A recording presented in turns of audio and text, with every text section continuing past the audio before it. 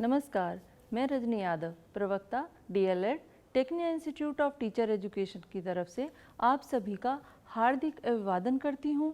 आज हमारी चर्चा का विषय है पर्यावरण शिक्षा। पर्यावरण शिक्षा से अभिप्राय ऐसी शिक्षा से है जो विश्व समुदाय को पर्यावरण की समस्याओं से अवगत कराए, ताकि उन समस्याओं के समाधान हेतु सफल प्रयास करते हुए भविष्य में आने वाली समस्याओं पर अंकुश लग सके। पर्यावरण शिक्षा पर्यावरण को वर्तमान में प्रदूषण के खतरों से बचाए रखने और भविष्य में सुरक्षा प्रदान करने की शिक्षा है। अब आती है परिभाषा। यूनेस्को के लिए फिनिश राष्ट्रीय आयोग के अनुसार पर्यावरण शिक्षा पर्यावरण सुरक्षा के उद्देश्यों को प्राप्त करने का साधन है। पर्यावरण शिक्षा किसी विज्ञान अथवा विषय के अध्ययन की प्रथम शाखा नहीं है, इसे जीवन पर्यंत संपूर्ण शिक्षा के अंतर्गत लिया जाना चाहिए। यूनेस्को के पर्यावरण सेमिनार जो जर्मनी में 1976 में हुआ, पर्यावरण शिक्षा की इस प्रकार परिभाषा दी है। पर्यावरण शिक्षा एक ऐसी प्रक्रिया है जिससे पर्यावरण संरक्षण के लक्ष्यों को प्राप्त किया जाए। यह विज्ञान तथा अध्ययन क्षेत्र की प्रथम शाखा नहीं है, अपितु जीवन पर्यंत चलने वाली शिक्षा की प्रक्रिया है। अब आते हैं पर्यावरण शिक्षा के उद्देश्य। पहला उद्देश्य है जागृति। व्यक्तियों तथा सामाजिक समूह को संपूर्ण पर्यावरण तथा उससे जुड़ी समस्याओं के प्रति जागरूकता पैदा करना। फिर आता है ज्ञान। व्यक्तियों तथा सामाजिक समूहों को संपूर्ण पर्यावरण तथा उससे जुड़ी समस्याओं के प्रति आधारभूत समझ का विकास करना। इसके बाद आता है कुशलताएं। व्यक्तियों तथा सामाजिक समूहों में पर्यावरण समस्याओं को दूर कर सकने की कुशलताओं का निर्माण करना। इसके बाद आता है मूल्यांकन। व्यक्तियों तथा सामाजिक समूहों को पर्यावरण उपाय तथा शिक्षा कार्यक्रमों का पारिस्थितिकी, राजनीतिक, सामाजिक, सौंदर्यबोध तथा शैक्षिक परिप्रेक्ष्य में मूल्यांकन कर सकने की योग्यता का विकास करना। इसके बाद आता है सहभागिता। व्यक्तियों तथा सामाजिक समूहों को पर्यावरण संबंधी समस्याओं का हल करने में सहभागी बनाना। अब आता है पर्यावरण शिक्षा का महत्व। पर्यावरण में सुधार लाने के लिए पर्यावरण शिक्षा ही एकमात्र ऐसी सशक्त एवं सार्थक प्रक्रिया है जिससे हम बढ़ते हुए प्रदूषण पर रोक लगा सकते हैं। आज की आवश्यकता इस बात की है कि प्रदूषण की रोकथाम के लिए जो भी योजना बनाई जाए वह अत्यंत व्यवहारिक और लाभप्रद हों। पर्यावरण के महत्व को निम्न रूप से स्पष्ट किया जा सकता है। पहला महत्व है मनुष्य और पर्यावरण में घनिष्ठ संबंध। मनुष्य और पर्यावरण एक दूसरे के पूरक हैं, लेकिन अज्ञानता के कारण आज पर्यावरण को क्षति पहुंचाई जा रही है, जिसके दुष्परिणाम मनुष्य को ही भोगने पड़ते हैं। इस घनिष्ठ संबंध की पूर्ण रूप से जानकारी पर्यावरण शिक्षा के माध्यम से ही दी जा सकती है। इसलिए आज के युग की परिस्थितियों में पर्यावरण शिक्षा एक अत्यंत महत्वपूर्ण है। अब आता है दूसरा, अंतर संबंध और अंतःनिर्भरता। पर्यावरण शिक्षा के द्वारा समुदायों को यह जानकारी उपलब्ध कराई जाती है कि मनुष्य और समुदाय दोनों ही परिस्थिति की असंतुलन से प्रभावित होते हैं तथा परिस्थिति की असंतुलन का प्रमुख कारण अनियंत्रित मानवीय क्रियाओं को नियंत्रित तथा संयमित करने के लिए भी पर्यावरण शिक्षा में आवश्यक सुधारों का समावेश किया गया है। अब तीसरा है पर्यावरणीय ज्ञान।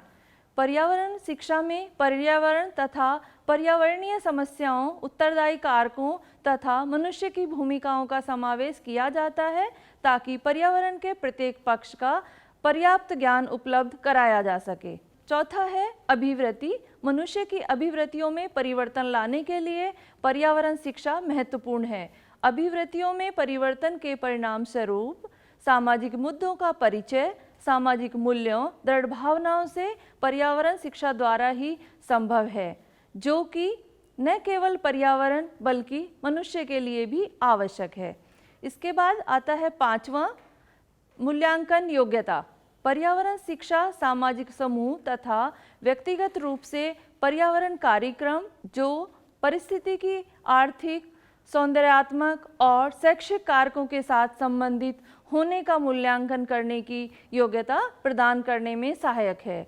पर्यावरण शिक्षा के द्वारा ही मनुष्य को पर्यावरण को प्रभावित करने वाले विभिन्न उत्तरदायी कारकों तथा उनके प्रभाव का ज्ञान होता है। अब आता है पर्यावरण शिक्षा का क्षेत्र। पर्यावरण शिक्षा के क्षेत्र के अंतर्गत वे सभी प्रकरण आ जाते हैं जिनका संबंध प्रत्यक्ष अप्रत्यक्ष रूप से पर्यावरण संरक्षण, रखरखाव तथा सुधार से है। इसका पहला पॉइंट है प्राकृतिक संसाधन। प्रकृति के द्वारा दिए गए संसाधनों को हम प्राकृतिक संसाधन कहते हैं। पर्यावरण शिक्षा में पाठ्य वस्तु के रूप में साधनों के उपयुक्त प्रयोग करने और इनके संरक्षण की चर्चा की जाती है। इन संसाधनों के संरक्षण में भूमि और मृदा, वायु संरक्षण, ऊर्जा संरक्षण, वन जीवन संरक्षण और समस्त प्राकृतिक उपहारों के सदुपयोग और उनके संरक्षण को विशेष प्राथमिकता दी जाती है। दूसरा है भोजन और पोषण।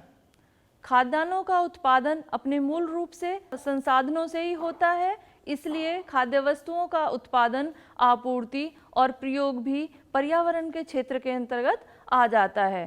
प्रत्येक जैविक घटक की खाद्यान्न आपूर्ति प्रत्यक्ष या अप्रत्यक्ष रूप से पर्यावरण द्वारा ही संभव होती है। यही कारण है कि वैकल्पिक खाद्यान्न, खाद्यान्न संरक्षण, संतुलित आहार, कुपोषण आदि जीवन को प्रभावित करने वाले समस्त अंगों को पर्यावरण शिक्षा में उचित स्थान दिया गया है। तीसरा है जनसंख्या शिक्षा। जनसंख्या और पर्यावरण का पारस्परिक रूप से घनिष्ठ संबंध है। ये प्रत्यक्ष रूप से एक दूसरे को प्रभावित करते हैं। इनका संबंध हम अपने जीवन में प्रतिदिन देखते हैं। मनुष्य अपनी आवश्यकताओं की पूर्ति के लिए पर्यावरण पर निर्भर करता है। अब आता है चौथा प्रदूषण। प्रदूषण के कारण पर्यावरण शिक्षा के अंतर्गत वायु, जल, ध्वनि, नाभिकीय एवं सामाजिक प्रदूषित वातावरण के लिए उत्तरदायी कारकों के साथ साथ उनके पर्यावरण पर पड़ने वाले कुप्रभावों और उनसे बचने के आवश्यक उपाय एवं सुझावों को सम्मिलित करते हैं। फिर आता है पांचवा शारीरिक स्वास्थ्य।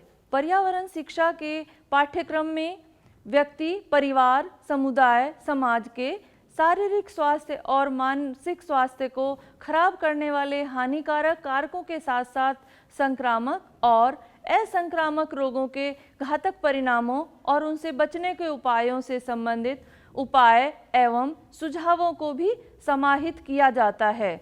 इसी के साथ मैं अपनी वाणी को विराम देती हूँ। हम फिर हाजिर होंगे किसी नए विषय के साथ। धन्यवाद। नमस्कार।